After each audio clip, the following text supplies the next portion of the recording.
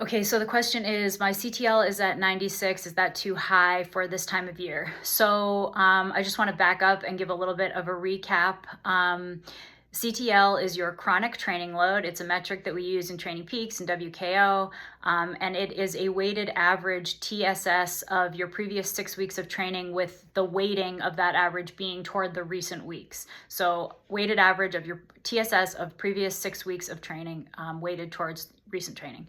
I've talked before about how people kind of erroneously use this CTL number as a representation of fitness, because Training Peaks inaccurately applies that word to describe CTL. That's not what it is. It's chronic training load. It's its own metric. But I think as that word gets attached to it, it starts to mean something a little bit different in our head. So to your specific question, you can't really use CTL in this way. It's just a much too narrow of a snapshot.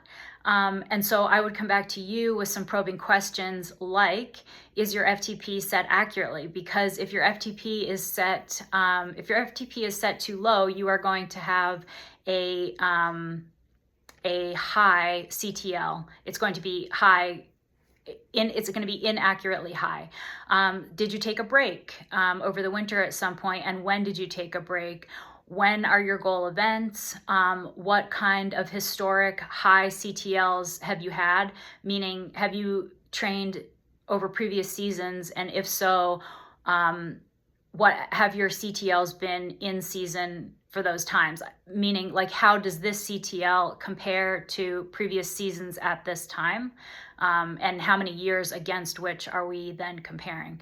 So to sum it up, yeah, it sounds high, but maybe not, given kind of the answer that you may have to some of these specific questions. So this is sounding like something, if you want to dig into it more, I have consultations available, but without knowing some of that additional information, I just don't have a way to answer this question.